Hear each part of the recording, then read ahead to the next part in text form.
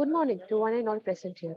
We all hope that today inspires ideas and discussions around the way we our life. It is said an institution is a building with four walls with tomorrow inside. I feel immense pleasure in hosting this 25th Alumni Lecture Series conducted by Department of EEE Dr. MGR Education and Research Institute. Our university has established a tradition in maintaining a good contact with the alumni so that they can guide the present students in shaping their career. It is a great honor that EEE Department stands first in conducting this 25th Alumni Lecture Series. Without any further delay, I would like to start with the event. I request our beloved HOD, Dr. Bhuvneshwari ma'am, to give.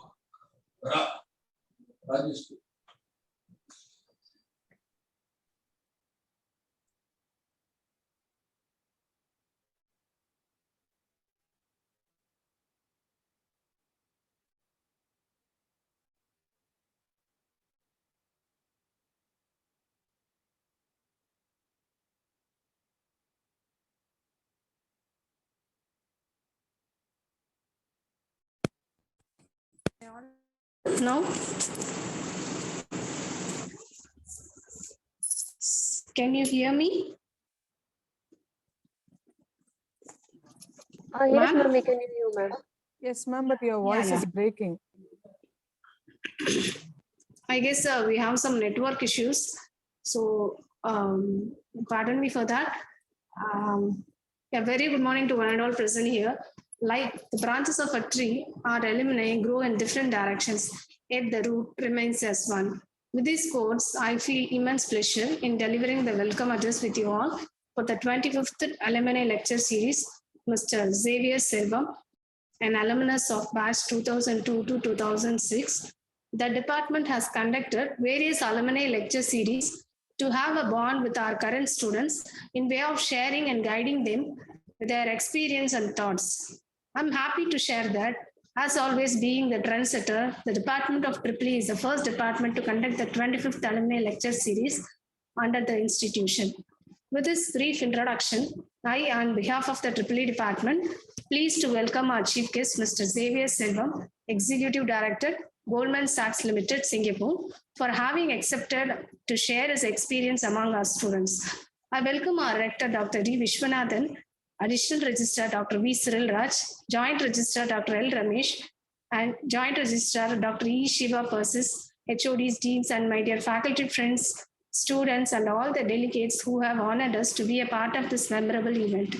A special mention to our Honorable President, Engineer ACS Arun Kumar, who is the driving force behind our activities. Welcome one and all. Thank you, ma'am. Now I would like to invite Director Dr. D. Vishwanathan sir to give special address.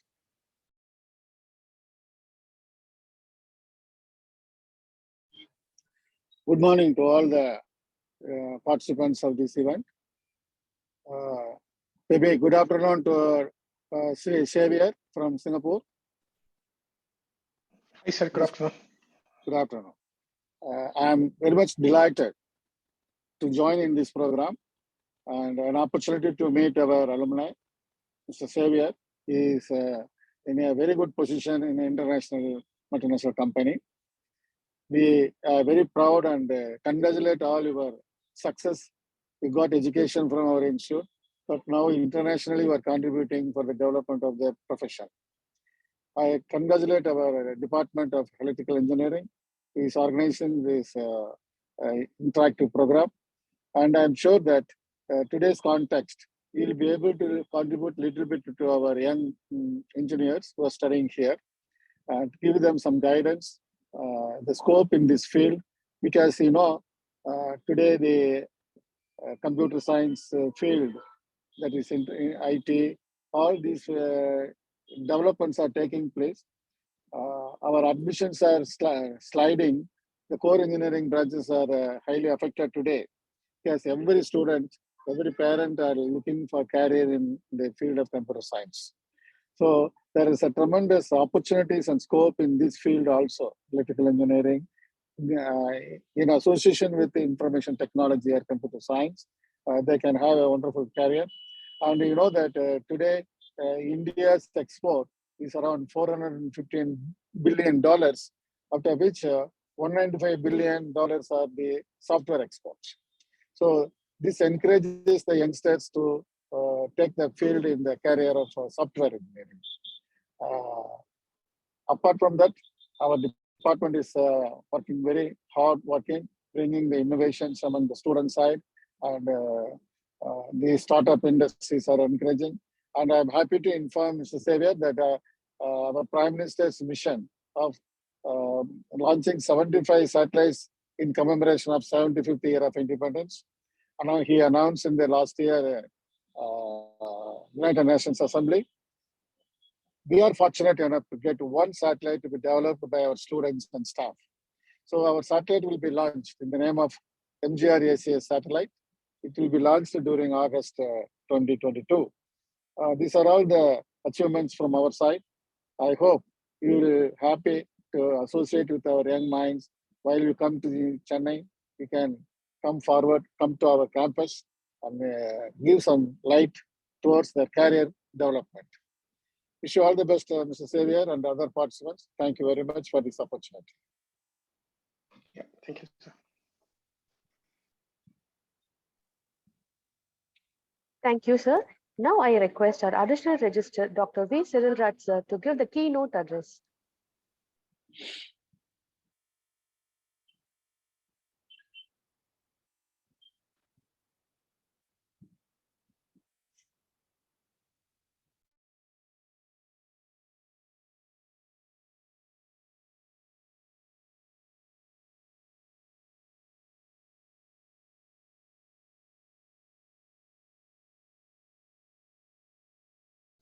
Cyril, sir, I think you're on mute. Yeah, sorry.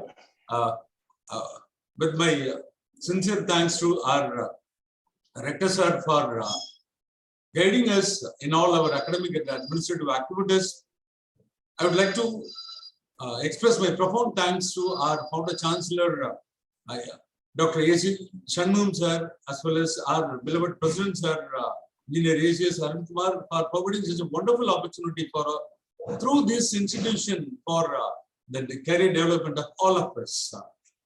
Today, indeed, it's a very happy occasion for me, as well as my friend Dr. Ramesh also, because whenever we happen to see our alumni there in our campus,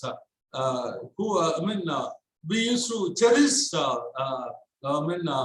those happy occasions of your presence in our campus. A good institution need to have a systematic way of tapping the resources of the alumni. So that's what actually we are also right now doing. We are making alumni presence in all our activities. So you are the brand ambassador for our university. And as well as we expect the industry institution divide to be shortened by the alumni participation. So that's why actually wherever the academic decisions are taken, we have mandated there should be a team of alumni in that particular process to guide our department to take the latest developments and then the technological trends which are happening there in that particular domain. So this is how actually we have to be, we want to be unique in updating our syllabus and then the curricula also. Not only that, when we are expecting alumni to handhold the juniors so that let there be a clear guidance for their career opportunities also. So these are some of the things actually we are systematically trying to implement it. So I hope when Xavier, you were there in this campus, we were having only few institutions. Now, right now, we have grown vertically as well as horizontally also. So totally 16 faculties are there in this particular university. The latest one is the faculty of law. So we have 3 medical college and then dental college and then architecture, and then allied health sciences, nursing, physiotherapy, pharmacy, hotel management, and then computer applications, education.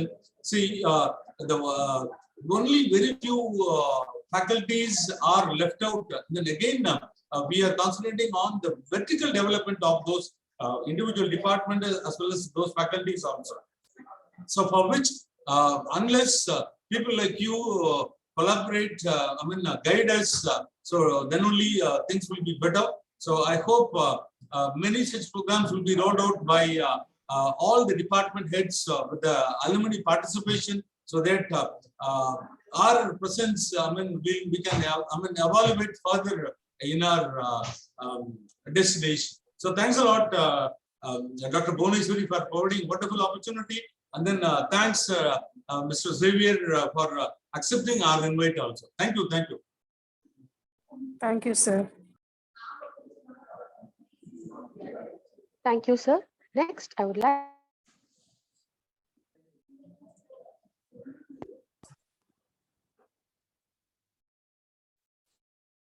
Hello. Niveda? Hello. Ramesh, I think better go ahead. Okay. Because I can't able to hear what Niveda. Yeah, we welcome you, sir. Okay. Yes, very good morning to all the participants of today's event, EEE department and all others departments, respected rector, additional register. Very happy moment for me particularly today with Xavier. Xavier, எப்படி இருக்க Xavier? நல்லா இருக்கு sir. நல்லா இருக்க. Okay. ரொம்ப சந்தோஷமான நிகழ்வுகள். What it means is that because I personally having lot of connectivity with the Xavier. So, I was the project guide for the Xavier, and not only that, when we had lot of rememberable memories in the college. 2-3 I would like to share. One is the when there is a Saturday, you all know that there is a Dinathanthi paper is there. In that Dinathanthi paper, Ilainar Malar is there. Because the Xavier project got published in Dinathanthi Ilainar Malar. On that day morning, வந்து நம்ம paper எல்லாம் வாங்குறதுக்கு காலையில வந்து நம்ம project வந்திருக்கா அப்படின்னு சொல்லி பார்த்துட்டு, so that happiness with him, and he done a representation with some 1 or 2 media also. So like that, Xavier initiated his leadership role. So on that day, I not known that because he came right and only, not a very big dynamic student. It means that on the creamy layer appadi kadiyadu. Ana today he is in the creamy layer. That is the difference. So the students, those who are in the creamy layer that time, they are in the position in the next level of the Xavier. Now Xavier is the executive director of the very top renowned global company. So that is the difference. What it makes, how Xavier transformed his life into that part. And the same I can able to quote some of the other students also. They are traveled in some other way, and they can't able to reach here. The difference in between that is the again skill only. So how the college role, because I can remember the association we named is the ETA, Electrical and Electronics Technical Association. Abdana Xavier. Yeah. Xavier also part of that association as I think joint secretary, some post is there that time. So on the time, Xavier is involved in that activities, leadership role, not only the leadership role, project coordination with all the faculty members, and develop the skills, then taken a right decision. And today in the 25th year celebration, and I would like to appreciate EEE department. This is EEE is the first department to host the 25th alumni lecture. Even we have around 20-25 departments, and the 25th lecture, the first speaker invited Xavier as the speaker. So that is a credit the Xavier got today. So now I would like to request the students in the EEE department, BMI, biomedical and E&A department. Tomorrow, after a couple of years, you need to be like a speaker in the department. That is actually the remarkable one. You could enjoy that also. So how the life will travel, eppadi nammaloda life sutti varudhu, இன்னைக்கு நம்ம maybe ஒரு பார்ட்ல இருக்கும். After 5 years, 10 years, college will make you as a guest here. So keep in that mind and work towards the achievement of the sustainable world, green world, so that we collectively we can able to achieve the green world. Thank you and appreciate the department, all the HOD, not only the HOD, the even alumni coordinators, association coordinators, all the student coordinators, most of the students. The poster was very nice. Who designed that? It is a very nice poster. Thank you all. Thank you so much. Thank you, sir. I request Mrs. Angeline Rexy, ma'am, Assistant Professor, EEE Department, to give the introduction of our chief guest.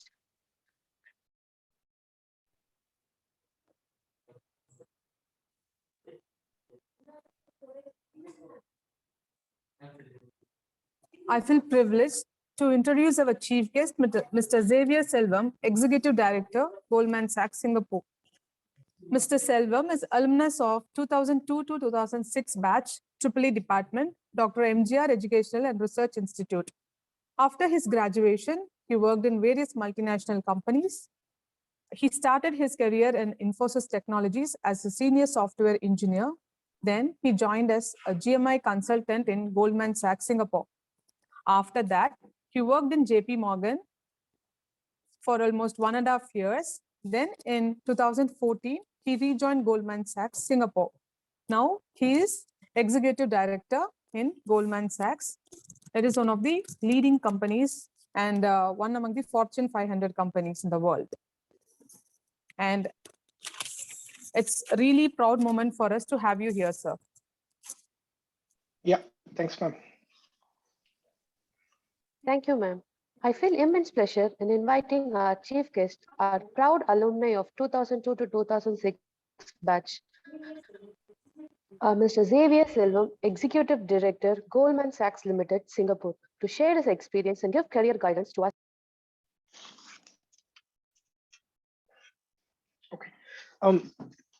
Can you hear me? Yes, sir. Yeah, thanks, guys. So, I mean, it's very extremely pleasure day. It's been 16 years since I graduated. I still remember my first day into college. My dad finished the registration in the Anna block, and then he walked me through Madurai bus stop. We had a dinner opposite to the Madurai bus stop, and then he brought me back to the bus stop. And I was actually expecting him to walk me back into college. I come from a village, very southern village. I have seen Chennai for the first time in my life. It was astonishing to see the city. I'm very dad child. So then my dad said, okay, I'm going to take the bus. You walk back to the college. And I didn't expect that. And on the way from the bus stop to the college, I was literally crying. I don't know how to handle the city, walking into the city, living with, I mean, I'm from Tamil medium and I had no knowledge of English. It was shocking to see the amount of city kids that I had in my classroom and during the registration process, everything. So I had tears, all my eyes from the Madurai bus stop to here, and that was 2002. And now I graduated in it's been 16 years. To look back, it feels like I graduated college yesterday, but I can't believe the years have run. But whatever title I am, I owe to the college. I learned a lot of stuff in the college. There are a lot of people to thank for, like Ramesh sir is a very good friend of mine. Sometimes I call him sir, sometimes I call him brother. So it's a mix of family relation. Then not just Ramesh, there are a lot of good people that good memories from the college. I'll just want to quote a couple of instances. So there are a lot of great mentors and friends that I had from the staff that I had back then. Geeta ma'am from Computer Science Department, she was a very good friend of mine. And Cyril sir, I don't know if you know me, but I have seen you as a role model multiple times when you were a department HOD in Computer Science. Then there were Isaki sir, Manihandan sir. These were staff that I had during my time, and they were not just staff. They were more like a friend. They were more like a family. I can speak to them my personal problem, and academic wise also they were always available to help. And also I'm still in touch with a lot of staff, Venmati ma'am, Nirmala ma'am, all those people. That built a character in me which helps me in my career. So the Ramesh rightly said that I was not a studious student. I was only the average. I think he was being too modest. I was worst of the student in my college. I'll come to that later. I want to cover that part. But I think what built me, what gave me this life that I'm living is the character that I built in my life. Like, where do you leverage your mentors? Where do you make use of the staff members? Like, you don't need them for just academics, you need them for outside academic as well. So you never know at what point in time you need the mentors in your life. So you should consider the staff as a mentor, continue to be in touch with them. Like, I may run into some problem in my team now, like 15 years in my college, or I may have some friction with my colleagues, or I may want to make some career choice. So I still call Ramesh and then give him ideas of what I am trying to do, or what the problem that I have in my personal life or in my official life.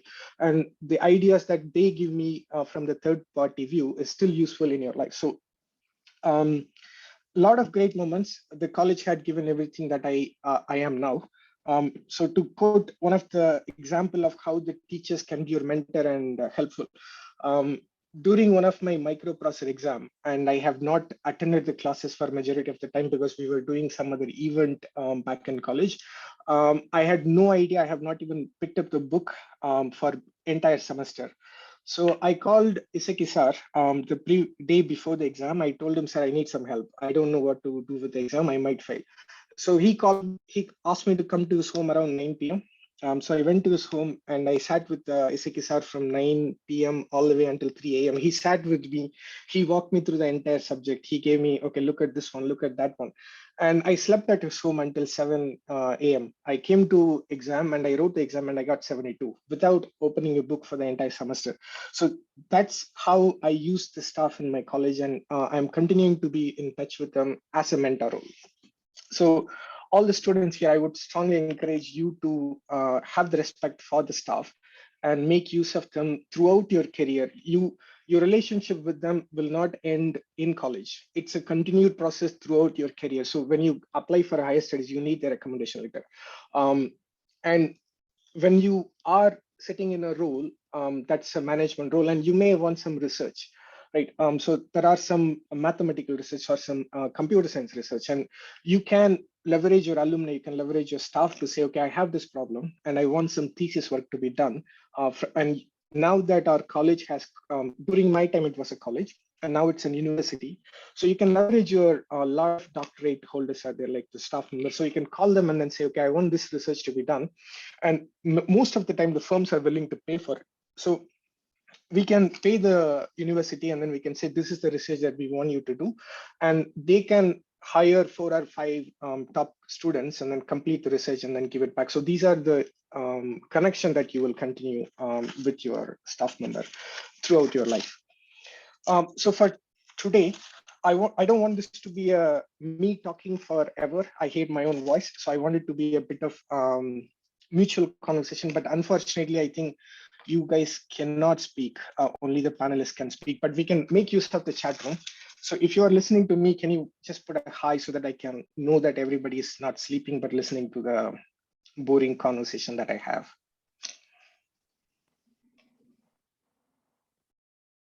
Right, thanks to see the participation. So I have some topic. I didn't know what to speak to you guys today. So I had a conversation with Vipul, thanks Vipul, and Rahul from your batch. So they gave me some of the ideas on what they want me to speak or what they want to listen from me.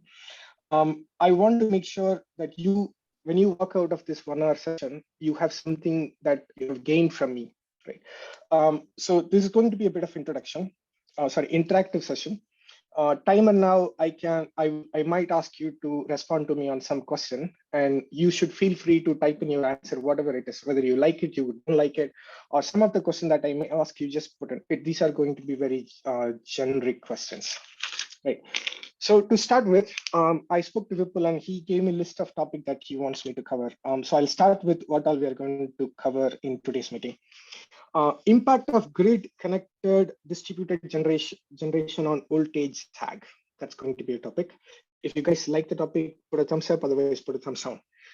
Electrical vehicle as an energy storage for grid connected solar power system. Reactive power computation using fuzzy logic control UPFC.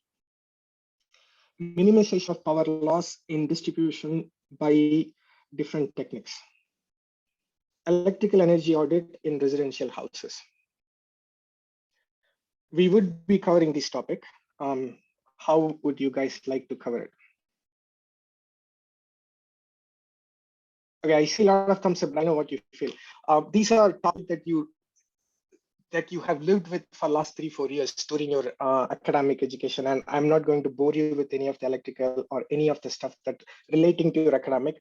I think I want to make this 1 hour to be a very useful session where you get to know what's after academic, what's after your college, how do you crack interview, what is the companies expect from you. So I'm not going to go into any of the electrical stuff. I want to keep it as a very friendly conversation. Unfortunately, you cannot speak, but feel free to use the chat room, like I said. Right. So, bit of introduction about me. That should have been the first part. I apologize. So, after graduating from college, I joined Infosys. I was there for a couple of years in Bangalore, couple of years in Chennai. Then I was asked to come to Singapore. I came to Singapore for a couple of years. Then I moved to a different firm, JP Morgan. I don't know if you guys are aware, JP Morgan and Goldman Sachs are the top 2 leading banks across the world. So these banks help these banks in a way control the stock market across the world, not just in India or US, across the world. So now my role currently in Goldman Sachs, I'm executive director for futures and option listed derivative, we call it. I look after the execution and clearing of the futures and option trade in the entire Asia market. So we cover from Japan, Australia, New Zealand, Korea, China, Singapore, India, all the way to Malaysia, Dubai, all these markets. So every time there is a stock market, we need to establish connectivity to them, provide the clients the ability to trade on this market, and provide them services like calculating the fees, commission, etc., etc. So we are 100 people in Singapore. I manage the team here. Right. If you want to know more about what do I do in my day-to-day life, feel free to ping me or offline. I can leave my email ID at the end of the conversation. That's my introduction. Now, I want to take a pause here and ask every one of you a question about your college life. So now pretty much in this audience should be around 3rd year or final year of your college. So what's one thing that you want to take away from the college outside academics? What is that you want to take away or learn as a better person? Or somebody may say, okay, I just want to get my degree and get out of here. Or somebody might have a view that I want to learn English or communicate in English. So I want to understand from the audience, mainly the student audience. If you can type on the chat, I'm going to give a minute. If you can put your thoughts on what is one thing, if I ask you, what is one thing that you want to get away from the college outside your degree, of course. I'll give a minute. Once I see the responses, then we'll move on with the next item.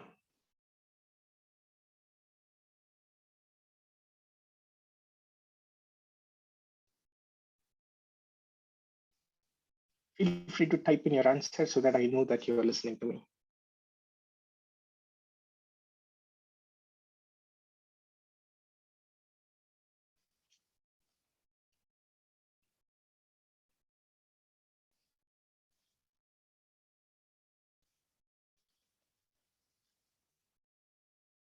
Friendship, leadership quality. That's good.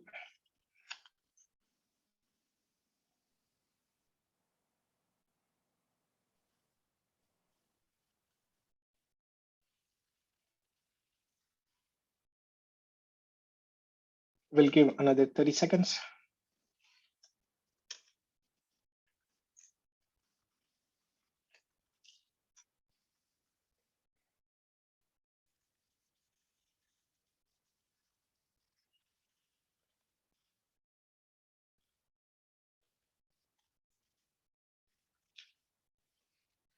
Right, communication skill, not having to worry about job security to be able to skill enough. That's very good. Okay, that's really helpful. That's really a lot of good positive comments, and all of them are valid. I think when you are graduate, I think at least when I graduated, I never had such connection to the alumni, or I never had anybody to tell me what it means to be an engineer. So I want to start with a bit of what is an engineer, and what is mean to be when you step out of college as an engineer. And then in the next 10 minutes, I want to cover a bit about consulting versus in engineering. And the next part that I want to cover after that is a bit of what do we look for when we go for college? When we hire a candidate, what do we look for? And how can I help you to crack an interview? When I go for interview to colleges, what do I look for in candidates? When I give that message to you, you might be able to get yourself prepared for interview. And I will also go through, lastly, I will also go through the interview process, a normal interview process, once we shortlist the resume. So all this should help you to get a perspective of what is in store for you when you leave this college, and how can you put yourself into the position of getting placed in any good company. Then after that, we'll talk a bit about leveraging the alumni of the college, right? So to start with, what it means to be an engineer. So Vipul had a question to me yesterday. So he asked me, why do people go to computer science after finishing electrical and electronics? So that ties back to what it means to be an engineer. So when you step out of this college, for all the final year students, you are going to step out this year, and others in the college will, in the forum, will be leaving in a year or two. So the moment you step out of the college, it's not just any degree. You are an engineer. That means something. When you're an engineer, you should not tie yourself back into, okay, I'm an electrical engineer, I will only do electrical stuff. The engineers are basically designers. They are problem solver. Now the world is out there for you, and the world is full of problem, and you are there out in the world with a brain of an engineer to solve any problem. Okay. So being an engineer is always, you look out for what's the problem. So the problem can be at your own home, at your office.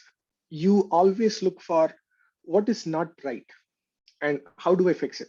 How do I make life improvement for the common man, or for the people that you work with, or for yourself? So the problems can be variety.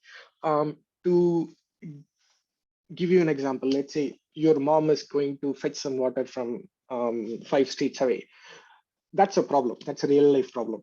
And you need to apply that engineering mindset to be able to provide a solution. So the solution does not need to be sending rockets to the moon.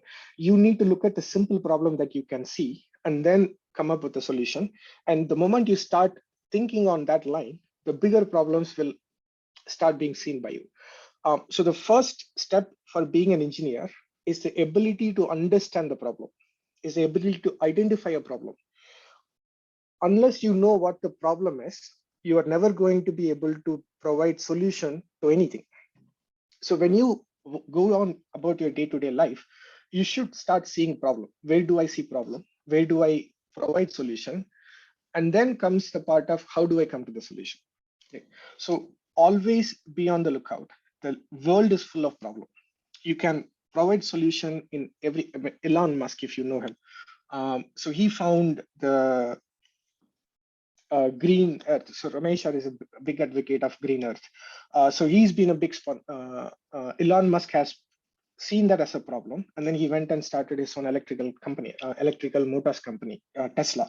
It's one of the greatest, biggest company in the world at the moment. You don't have to provide solution for at that big level. You can start with a small problem too. I can give you a real life example that I have. So when I came to Singapore first, it was new to Singapore. And one of my office colleague in the banking, so he had a job. He had to sit, and then at the end of the day, he would get a couple of files from all the transaction that was done throughout the day by our bank, and he will get the confirmation from outside, and he will put the two data into Excel sheet, and he'll have to manually compare. So we are talking about thousands of lines of Excel sheet. So every day when we walk out of office, I'll see him in office till 9 p.m. or 11 p.m. So one day I asked him, why are you sitting in office? And then he walked me through, this is a problem. So I said, I can automate that for you. If you can tell me what all you're doing, let me start doing that in program and I'll give you that. So what ended up happening, the person who will get the file only by 6 p.m., he need to finish the job by 9 or 10 p.m. And if there are any problem, he need to investigate, which will take 11 or 12 sometime. So when we automated the problem, he started leaving office by 6 p.m. So what I have done, I have given him a life rather than sitting in office till 11 p.m., not being able to spend life with his kids and family. As an engineer, we provide solution to a problem, real life problem that he has, to be able to leave home in a very quick manner. On the same note, I read news a lot, and everybody should read news a lot.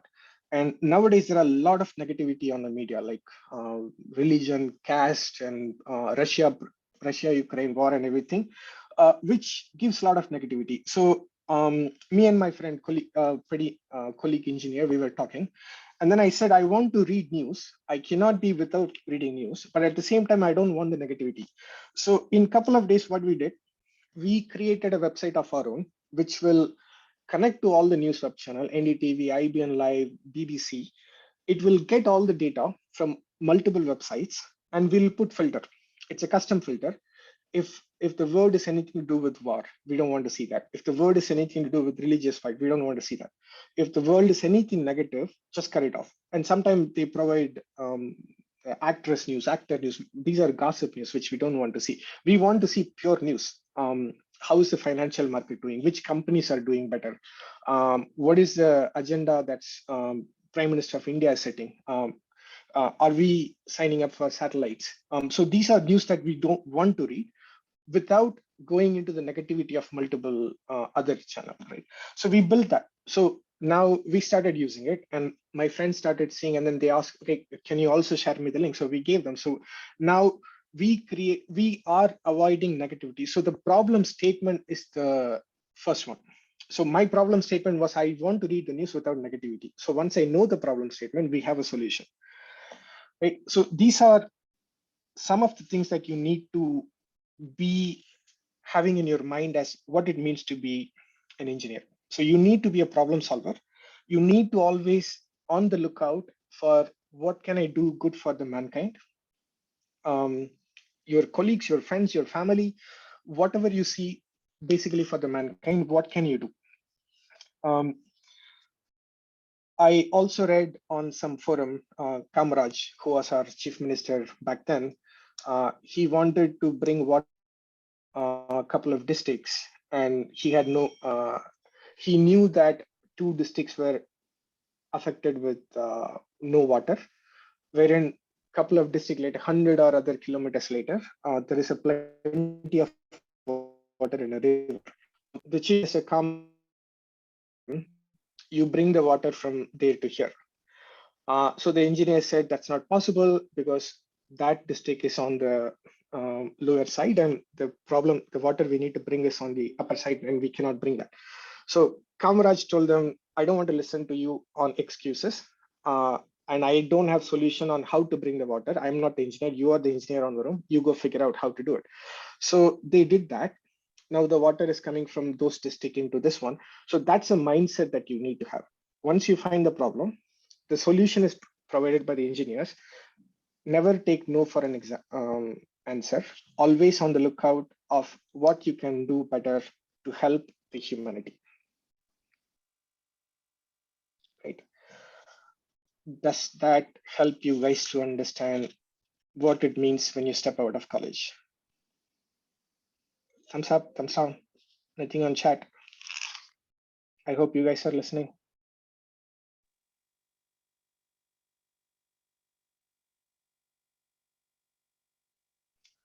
Thank you. Good to see you guys are listening. All right. So next I want to chat about preparing yourself for interview. A bit of question. So there are a lot of engineers that we produce from India. There is an employability factor.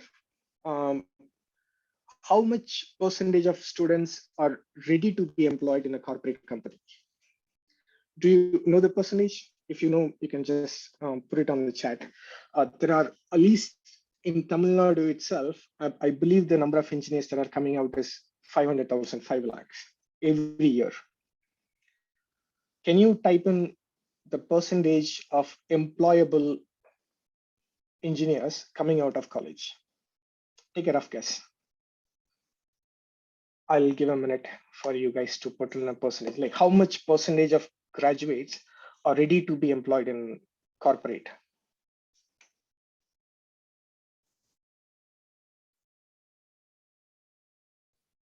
100%, 90%.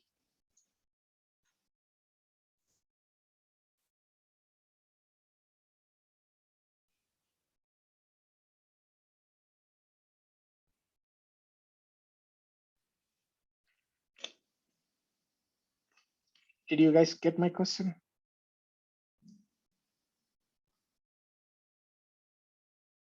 20 to 30, Roshan, thank you. Anybody else?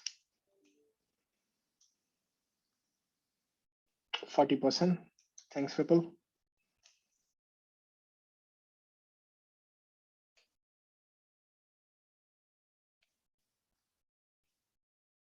All right, a lot of positive guesses. Thanks, everyone.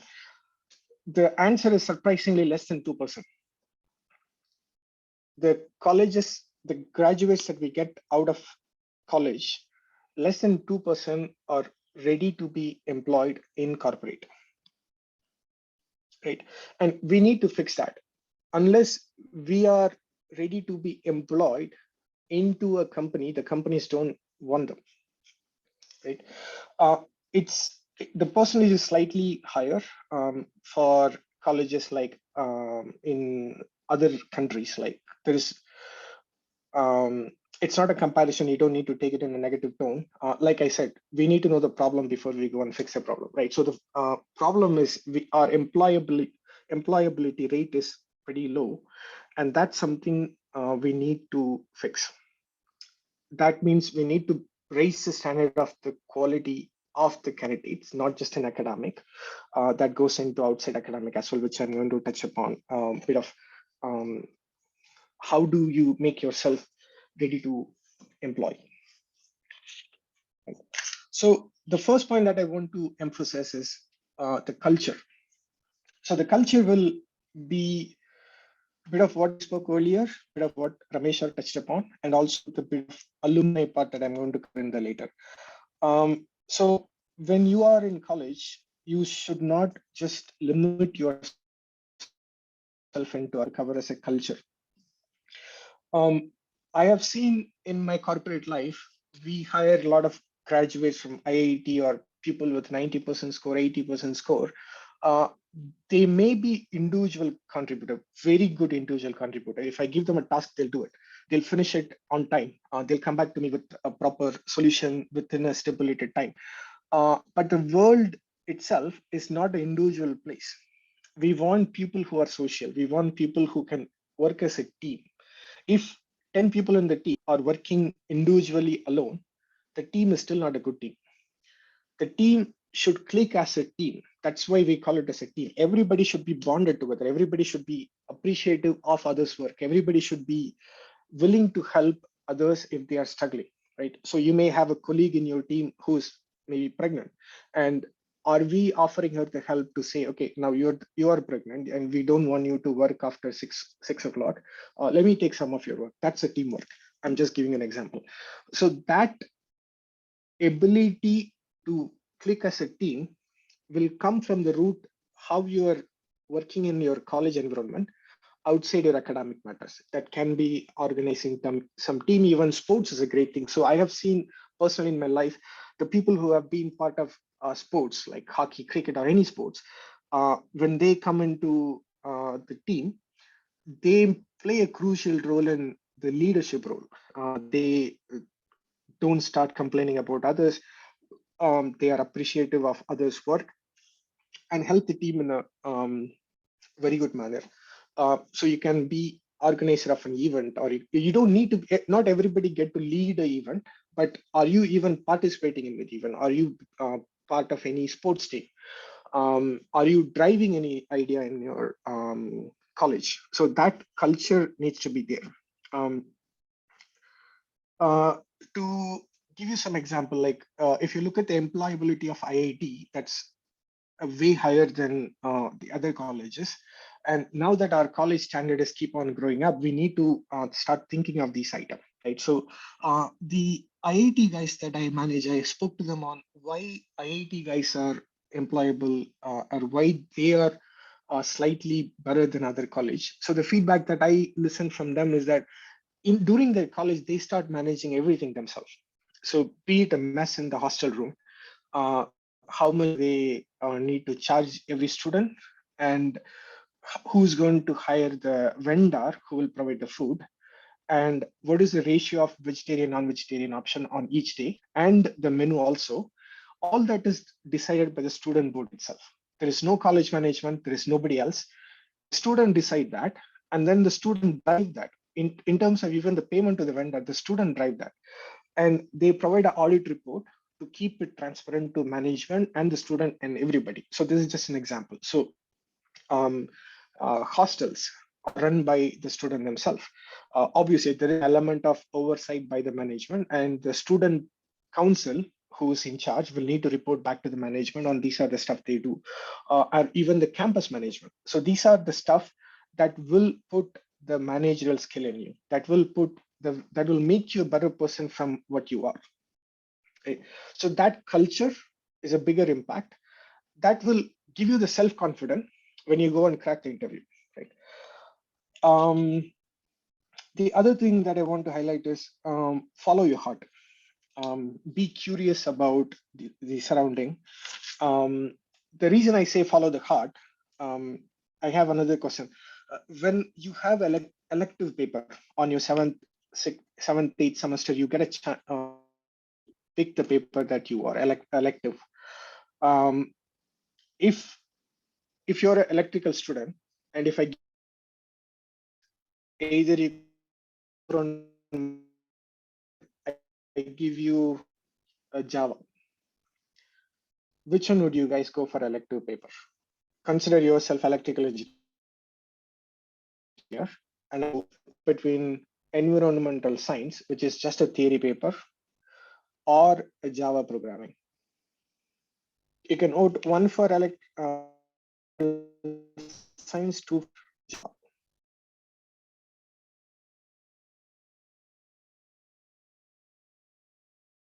Right. Good to see a lot of twos. For the easy science, there are obvious, we don't want to stress ourselves. Environmental science, we can make a lot of easy score. The main difference with IIT is that they provide the student the ability to elect courses right from first year. If you're a computer science student, it doesn't mean you need to restrict yourself to computer science. So there are mandated courses. So they give you like, you need to have 8 credits. So credits are courses that you take. It may be 8 credit or 6 credit. So they tell you that 5 of the credits should be your course stream. And then you can choose any 3 courses from any other department. So if you are enrolled for, let's say, computer science engineering, but you like doing microcontroller or microprocessor programming, right? Now you are free to go to electrical department classes, register yourself, take the course. You can take 3 courses, and that are elective option. So the kids that are coming out of the IIT, they are plug and play into any field. Somebody may be good in computer science, but they also take electronic microprocessor courses. These are the options they have in IIT, and these are life choices they are forced to take from the year 1 itself. What that means for the student, before they enroll for the course, they need to understand what course they are taking, why they are taking. They are not taking the courses simply because they are forced to take the course. So they are given a choice. These are the courses that are available. Now, 5 is mandated, the department tells you. and you need to choose the 3 that you want to take. So these gives the student the ability, the thought process. They have a clear, concise mind. Why am I taking a course, and what do I want to get in return? Right. So the line between multiple departments in the engineering stream is actually getting narrow, narrow, narrow. For example, computer science was always a silo. Like, you know, Java, you do the coding, that's computer science. But now you can see that computer is everywhere. Like, you may do some electrical work. It has very tightly coupled to computers. A lot of electrical networks are run by computers. A lot of power plants are run by computers. So the manual operator that used to sit and control what time we produce, what kind of electricity, all that is controlled by computers now. Not just in computer, even the cars are run by computers. Likewise, when I am a computer engineer, let's say I am of computer science major, I need to, there are a lot of benefit if I take the microprocessor courses, because unless I know how microprocessor work, microcontroller works, I won't be able to appreciate what goes inside the programming, right? So the lines between multiple stream of engineering is getting closer and closer and closer. It's getting blurred. So having the ability to choose the alternative courses, learn what's best for you, and have a clear mind of why are you taking some course and what do you want to get out of the course will also play a lot of improvement in your character building, which will put you in a better place into what do you want to do outside college, right? Cool. So the next thing I want to chat about is, since we are on the topic of how to make yourself employable, I want to touch upon internship. Right. Internship is a very great tool to get yourself exposed to how companies operate. The companies don't take internship lightly. There are 2 ways of doing it. You can go to some internship, some company just for the sake of getting some certificate. Be there because the college mandates you that you need to go for internship. So you can go to some company, spend some time there, come out, and then just get the certificate and show it to them. That's one way of doing it, or doing it the proper way. In the way that our firm, at least I look at it, my firm also provide a lot of emphasis on internship. So before we call for internship, we only give limited for internship, by the way. We don't entertain everybody. And internship process, the candidate selection for internship process is as difficult as the normal employment pass also. Because when we are giving internship, we are getting a chance to evaluate a candidate to be able to convert into an employee eventually. At the same time, we also want to make sure the students who come for internship enjoys the experience that will make them come back to us for employment, right? So one thing that you need to keep in mind, the companies are not doing you a favor by giving you a job. It's never the case. The companies want employees to be able to do the work, and the companies pay the employee. It's a mutual relationship.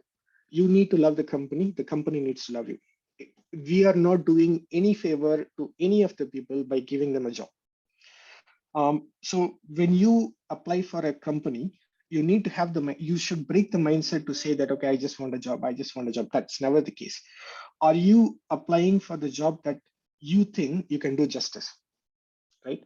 So having that into your mind, the kids that come for internship these days, they are very smart. So they go for internship from their 3rd year to final year.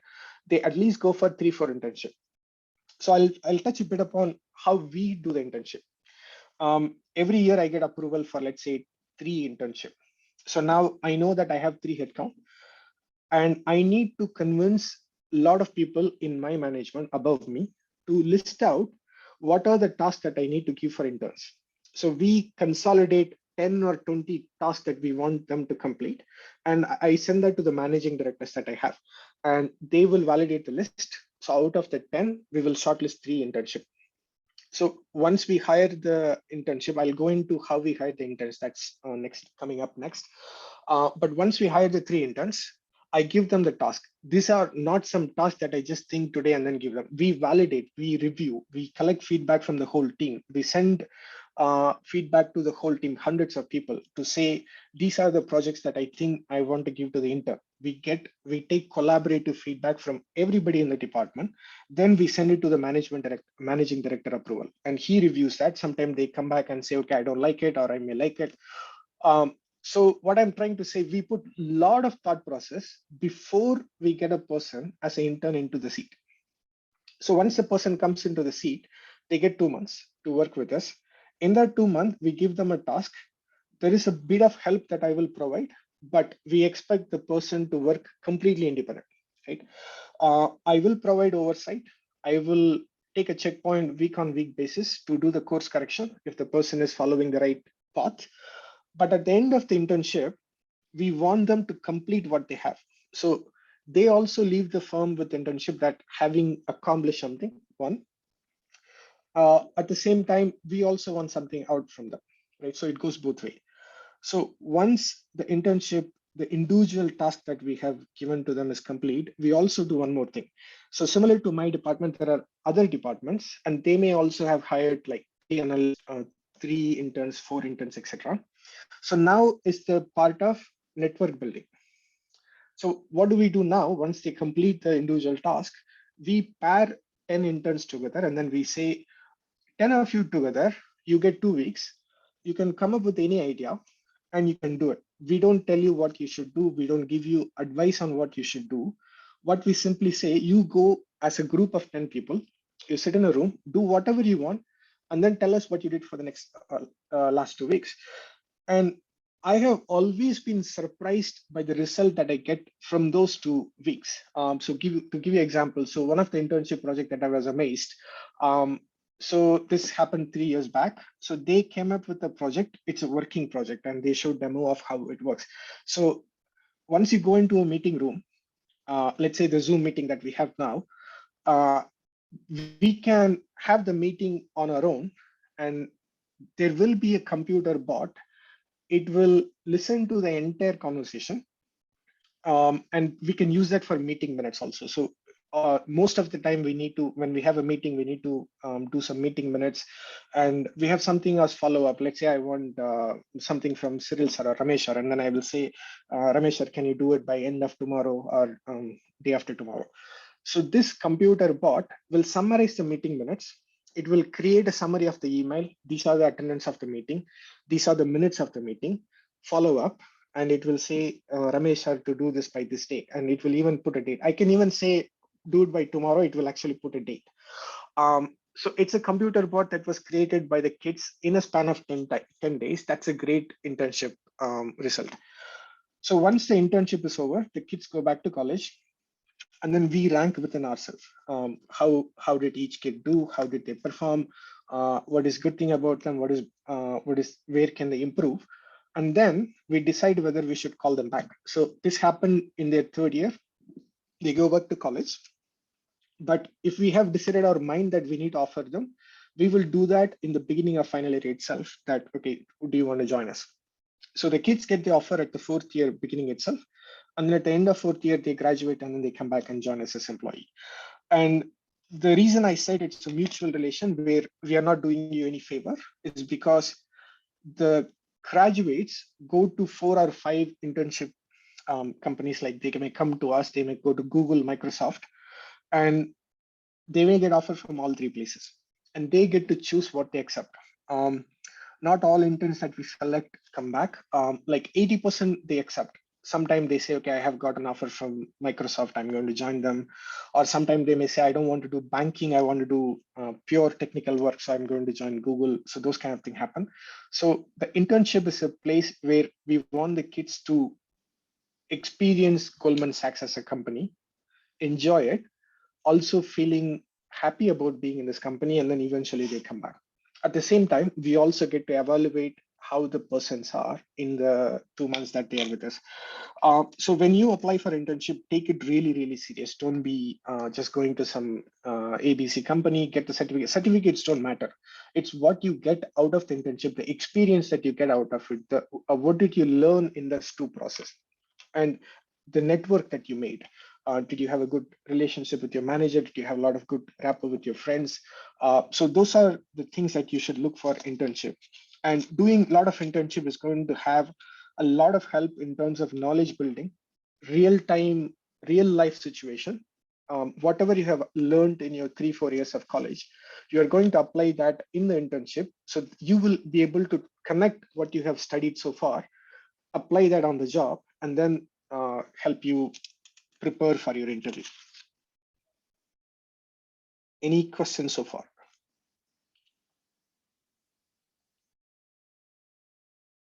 I'll give a minute if you have any questions on the internship so far, before I move on to the interview process.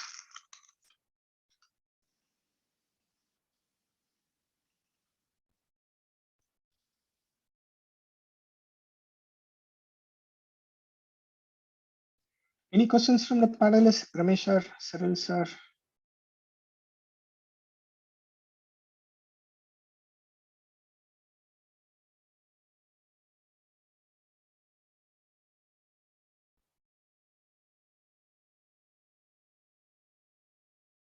All right, we'll move on to the next one. So we'll go to the interview process. I'm going to talk about how we hire people. That will tell you a lot on what you should do. So first is resume. The amount of resume that we get for each year is crazy. For every 1,000 resume we get, we select 2 people, 3 people, right? So when you are writing a resume, like all the 1,000 resume we get are having the same parameters.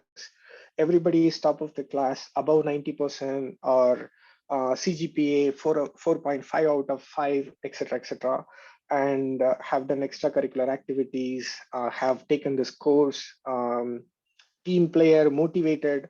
This is the standard template of a resume.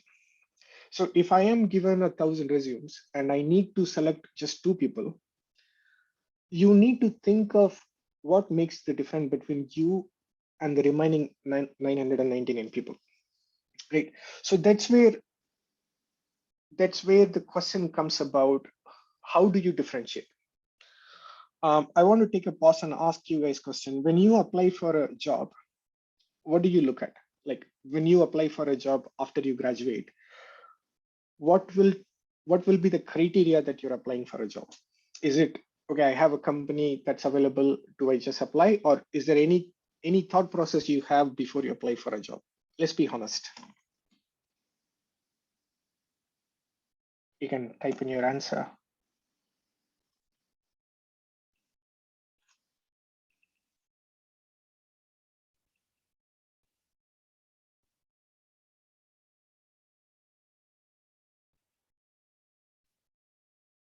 And some salary, okay.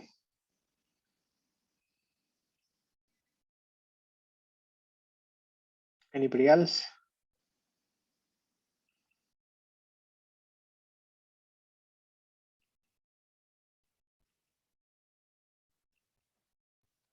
All right, salary should be a concern, definitely.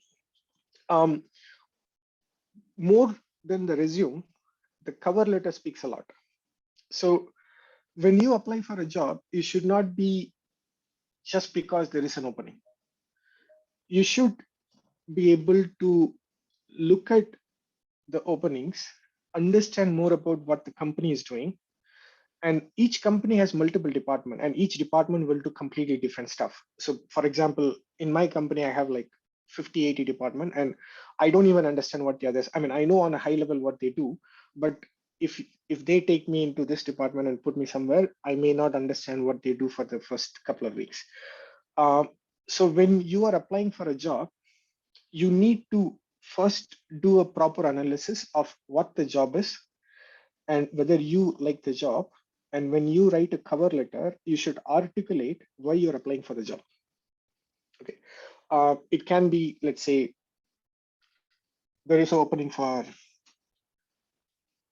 I mean, I speak mostly on computer science, but you should be able to convert that into electrical work as well. So let's say I have a requirement which requires me to create a Bitcoin on the network. Now, if I have that opening put up on the job site, and if you think you want to apply for it, you cannot just give me a resume, right? What you need to do is write a cover letter in which you're articulating very clearly why you want to apply for the job, because it may be you want to do Bitcoin coding, or you are fancied by the Bitcoin itself, for which you have done a couple of courses, or you have done more than your academics to learn that particular domain. Applying that to electrical, you may be very good with microcontroller programming. And there is an opening where it says, we are looking for electrical and electronics graduate, and their job is going to be writing program on microcontrollers and PLC. So now, if you apply for the job, you should be able to articulate that even though I'm an electrical engineer, my key specialist is in microcontroller, and I have been the top of my class. The lab exams I crack in 1 hour for this item. And I have also done the low-level programming, right? The C or compiler programming, which will give me a good shot to be able to write microcontroller programming. So I think I'm a suitable candidate. My passion is on that item. So give the detail that will differentiate you and the remaining 999 candidates. So the interview process that we used to have 4 or 5 years back. So I'll be given bunch of resume. It will be this bunch, and I'll be asked to review the resume and then come up with shortlist with 50 candidates. So I need to reject 950 and shortlist 50. So the way that I do it, I take my team to a dinner place or lunch place. We'll sit during the lunchtime, and I'll give them each of the person different color of marker. So let's say 10 people, each one have different color marker, and we circulate the resume, right? And then everybody will put a tick or cross. So if there are 5 people reviewing, we will call for interview anybody who has more than 3 ticks. So everybody go through the resume. So your resume get looked at in 30 seconds or 1 minute. After that, we pass it to next guy.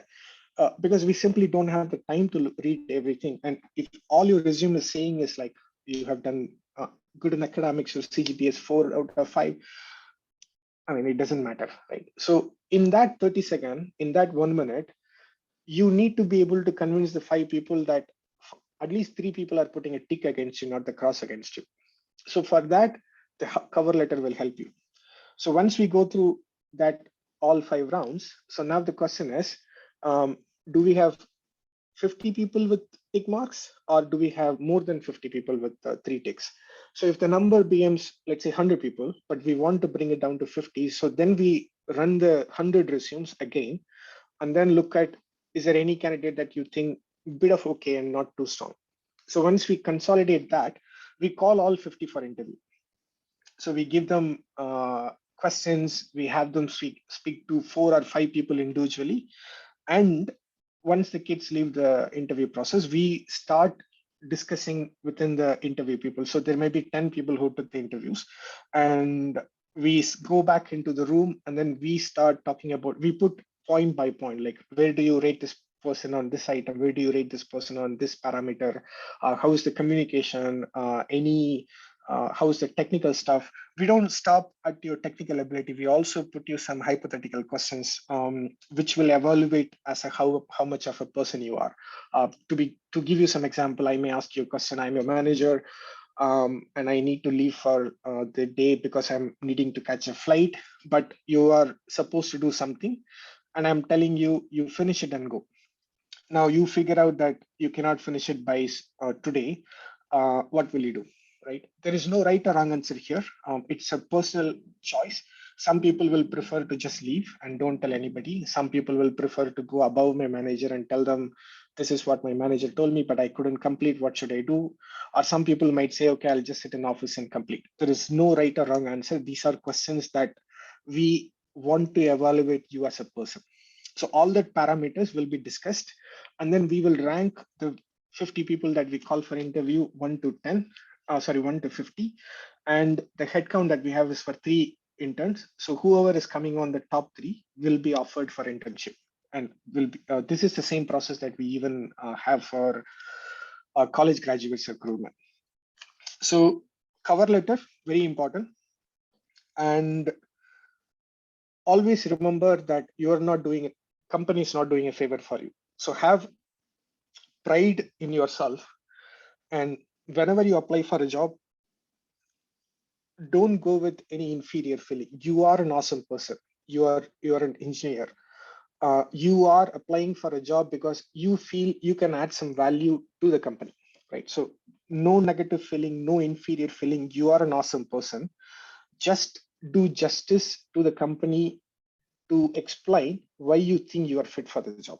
That's a very key thing. The takeaways that I want you guys to do. This is something that's a standard practice in IIT. So they conduct mock resume building. So what they do, they randomly go to the newspaper or the job portal, and then they pick up some random job posting. So the job posting may say, these are the candidates that we look for. And then quarterly or monthly, they get together and then they say, all the students will write their resumes and the cover letter. Right. So let's say you create a form of 50 people, group of 50 people, and you can randomly pick some advertisement on the job portal, and you can all 50 of you can write a cover letter for if you're applying for the job, how would you apply for it? And then you criticize yourself among the panel. Like you read the cover letter that's written. If Vipul is writing a cover letter, he can speak to Hema, and then Hema can provide, I don't like this about this cover letter. I think you can add more point on this item. So this will help you to, if you start doing that in your year 3, year 4, when you are at your final year exam, you will be better placed because you have done that for last 2 years. You're not doing it just after graduation. You need to think about the job, how you should make yourself employable when you're in 3rd year, when you're in 2nd year. It should be within your mind all the time. So by doing this group exercises, you will benefit a lot. At the same time, once you think you have done 3-4 rounds of self analysis within the group of you people, you should leverage the alumni. Like me, you can invite me for a day. It doesn't have to be involving the staff or anybody. It's a friendly setting. You can call me, I can come in, I can give you very open feedback. Okay, I don't like the way that you have written. Oh, this is awesome. This is how you should do it. So these are the things that I would encourage you to do a takeaway. So when you go back, start thinking of, start reading the job opportunities. It may be electrical, it may be computer science or anything, but start reading the job openings. Start trying to write the cover letter, how you should tweak your resume for the job that you apply, have it reviewed by your peers, by your friends, get the feedback, and start conducting these monthly forum, right? And similar to how you run your electronic ETA, all the EEE department related item, I'm sure the university has hiring or the internship, what is it? Campus recruitment portal. Somebody should be able to take ownership to drive the item that, okay, let's start writing resumes and cover letter and have a periodical review of the process. Any questions on this item?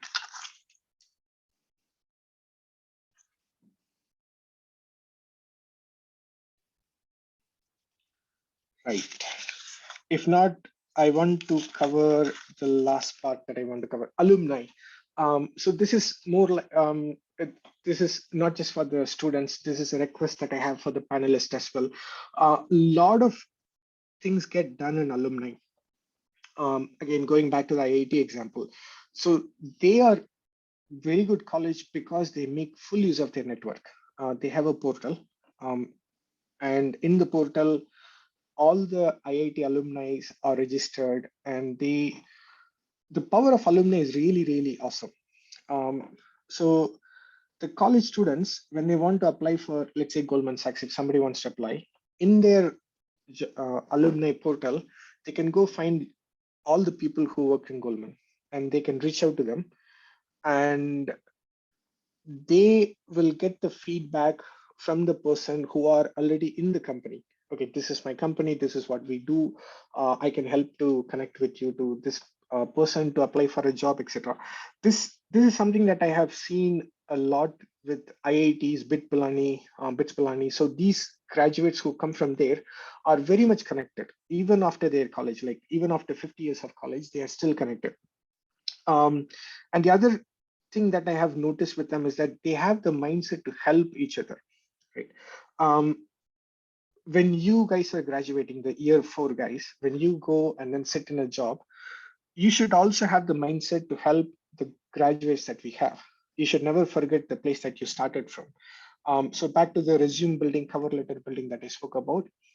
If somebody from your college is inviting you back and then say, can you join us for an hour to help us with the resume building session, you should be allocating some of your time to speak to the students because you were at their seat once upon a time, so you should do that.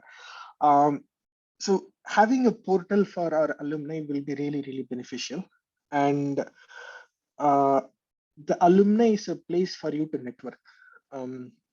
Let's say the problem that I spoke about, or not the problem, we have gone to universities for solving some of our problems. We had a funky formula which comes with, I don't know if you guys are aware of Newton-Raph's method, which will iteratively run the solution multiple times to drive the optimal when you don't have a specific way of identifying the value of some parameter. So we didn't have an answer. So we had a problem. So we reached out to the IIT alumni. We reached out to the professor and then we said, this is the problem that we have. And we want to come to a solution and we are willing to pay this much money. So the professor came back and then he said, okay, it will take a week and I need to hire 3 people from my mathematics group and I'll be able to come back with the answer by some time. So they came back to us. So this is done purely with the alumni. And when I want to know about a job, when I want to know about a title, role, anything, the alumni has a strong network. Right? So I would put a lot of emphasis for our college also and for the students also to have the alumni mindset. Once you're a MGR University guy, you're always an MGR University guy forever in your life. And you should also provide your time back into the university to help the new kids that are coming up in the college, which will also benefit you in the long run. Like you may be from 2006 batch, I may be from 2010 batch, and 10 years later, I may want to come to your company. Then I can just ping you and then say, hey, I have some opening in your company. I'm from the same university. Can you help me? It doesn't mean they will do everything outside the legal boundary. Everything has to be within the norm of the company, but we can give you an idea of this is the process and we expect these kind of things from you. And if you are interested, we can help to push your case. Right. I think I spoke a lot. I don't know if how much of it was useful. So I see a question from Mohana. What are the important technical skills to study? It depends on what major you want to pursue. Mohana, if you want to know for electrical, I'm not the best person. I'm into my computer science field for last 16 years. But back to what I said, the programming is just the top layer. And we don't judge people by based on their programming ability. Some of the programming exercise that we give to the candidates, they may even fail. But what we look is, do you have the mindset design? Like when I give a question to the college graduates, I want them to paraphrase the question to me. This is something I don't tell them, but I expect from them. So if I'm telling you, can you write a program for a Fibonacci series? I mean, that's a basic question. We don't ask that, but I'm giving you an example. I want the graduates to paraphrase the question to me and then define the boundary, right? Is it integer number? Is it, can you give string as an input? All these questions that should be asked back to me and then start writing a flow chart. And so what I'm trying to drive at is we look at the mindset the person has rather than providing the solution itself. But if you want to know into programming, computer science wise, I think Python is a great one. Artificial intelligence is getting picked up by a lot of people. It's going to hit the industry a lot more faster than what we all think. And a lot of jobs are going to be replaced with automated computers. See, the cars are getting automated. And Python is a great one. Plus the blockchain. So the cryptos are getting, everybody talks about crypto, but underneath the crypto, the technology is blockchain, which is very much suitable for all the financial related stuff. Like if you take money transfer from Singapore to India, it takes at least 3-4 hours because it needs to go through multiple participants. But with blockchain, it can happen real time. I click here, I collect the money there. So blockchain is not a lot of people think it's very complex, but I have tried my hands on it. It's not that difficult at all. To understand the concept, it will take a day if you know programming, but the future relies heavily on blockchain and the Python. For electrical, sorry, I'm not sure. I'm not the right guy.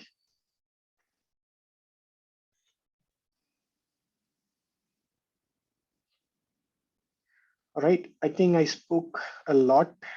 I will give 5 minutes for any Q&A that you may have.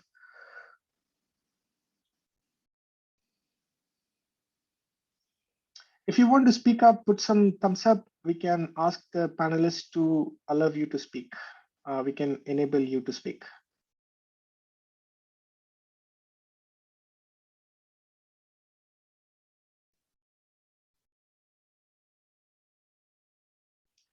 How was my first interview?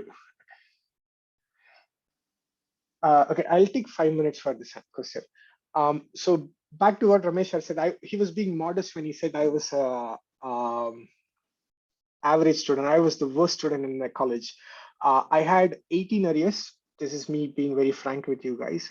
So if you guys, any of the last bench guys in the forum, don't feel bad. The life does not end. It only starts when you leave the college. My first job was I was selling SIM card in Chennai. So I got a job in Airtel. So they paid 80 rupees a day, but one meal. And I used to go around with a lady selling SIM card, prepaid SIM card.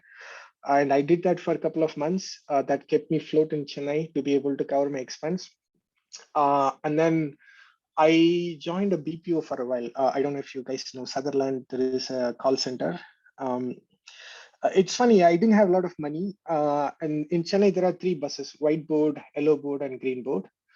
So the white board is the cheapest one. And I don't even have money to pay for that bus. So what we do, I'll wait for the crowdest bus, white board. I'll get on the bus because that way the conductor won't know I didn't buy tickets. And I'll wait for the crowdest bus. Sometime, once I got stuck in T Nagar, I took some interview, I got rejected. I didn't have money to come back, and to my bad luck, there is not a single crowded bus. And I'm waiting for a crowded bus, and I had nothing.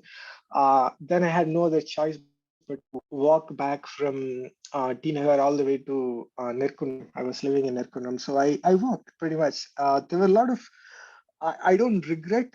I could have done a better job in my academic, but I don't feel bad because, like I said, the things that I did in college, the curricular activities, the organizing events made me what I am today. But having arrears in your career is not the bad thing. You should not have arrears, but if you end up having arrear, don't feel it's end of your career. The life just begins. You should always look at the positive side of it. Just have the drive in yourself to make sure that you want to excel better in your life. So those are the worst part of my life. But I applied for Infosys. I had a solid drive in me that I want to join Infi. So I kept applying. There was nobody to tell me to talk about cover letter, etc. So I just kept sending my resume multiple times. So they called me for interview. It clicked.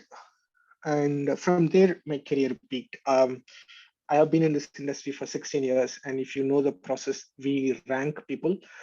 So we take out bottom 10 or bottom 15% every year, but I have always been rated the top of the peers. So it's been a great progress.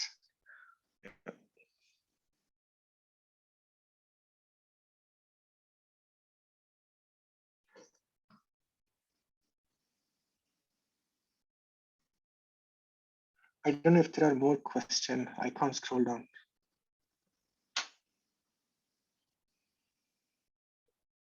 What other qualities that should be required to run a company or survive in a company?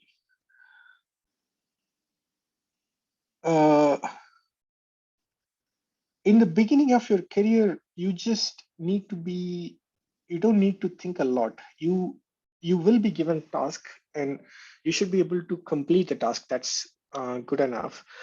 In the entrepreneur or being a startup, there is a lot of trend in India and there are a lot of successful companies as well. So back to the point of when you want to start a company, when you want to create a startup, you don't start simply because everybody is doing that, right? So you should have the idea of what is the problem that you are trying to solve. Like I have few startup ideas that I cannot do it on my time as an employee, but on the weekends we discuss with my friends. I have 3 other friends. We want to register company because we want to sell the products that we create for ourselves, like the website that I told you. We want to make that into a Android and iPhone application and then just give it to all, so that we can make some money as well. And there are some padlocks that are, so we want to create a lock that can be locked from anywhere using your mobile phone. So these are the stuff that we are thinking. So have the desire to be the best and keep on top of the industry changes. If you're in electrical industry, what's the latest that's coming? Keep reading about it. Keep looking at what is the latest and how can I apply that in my day-to-day or in my job. Yeah.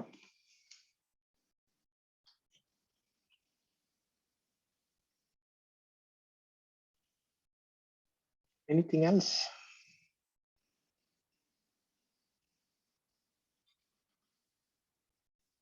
Sorry, I didn't realize I spoke for too longer than the allocated time. Nimita ma'am, if there are no questions, I can give control back to you. Yeah, okay. Thank you, sir. Thank you, sir, for your valuable thoughts. It was really very inspiring. The journey is never ending. There is always going to be growth, improvement. We are just going to take in all and do what's right and continue to grow. With this note, I would like to invite Mrs. Rengamal Shankari, Assistant Professor, EEE Department, to give vote of thanks.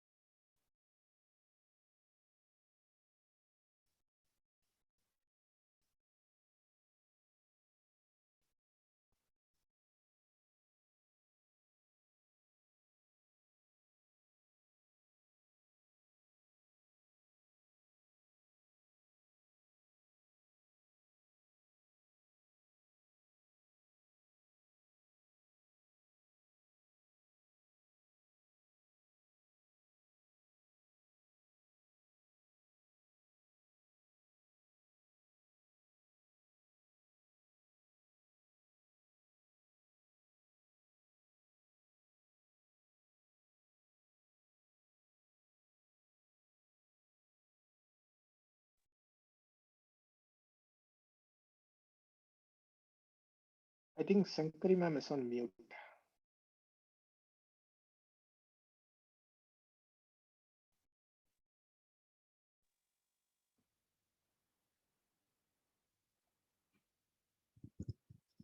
Excuse me, sir. Yeah, now you're audible. Yeah. Yes. Then we would like to thank our additional registrar, Dr. Cyril Raj sir, for providing continuous support to conduct this event. Our special thanks to Joint Registrar Dr. L. Ramesh sir and Dr. Siba Pershish madam. Last but not least, we extend our hearty thanks to entire student community for coordinating this event and making it a grand success. Once again, I thank everybody for helping us. Thank you, sir.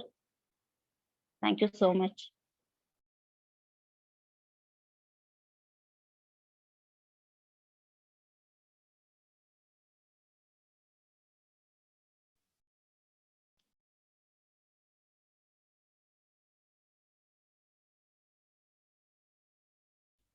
Mr. Xavier and Emma, can you hear me, sir? Yeah, I can hear you. Yeah, actually, we have an alumni portal, alumni portal, okay, where all the students register. So, like, the students are in contact with the alumni also. So, our Okay. alumni, they also they send their, I mean, any opportunities available in their companies for projects as well as for any trainings also. So, we are in touch with our alumni. Like, Okay. as you Okay. So like I hope like you we are getting an opportunity from you also, we hope. Yeah. Okay. Sure, ma'am. Yeah. So thank you very much, Mr. Xavier, for spending your knowledge and your experiences and what has to be given to our students. Thank you very much, Mr. Xavier. Yeah. Thank you. Yeah.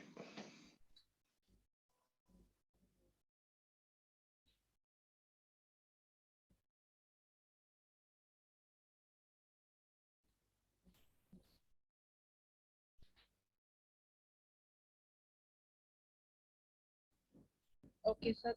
Can we leave, sir? Yeah. Thank you. I'll Thank leave you. the Thank meeting. you very Thanks. much. Thank you very Sure. much. Yeah. Yeah. The students are requested to submit the feedback form. Okay. The link is being posted in the chat box. The students are requested to submit the feedback form.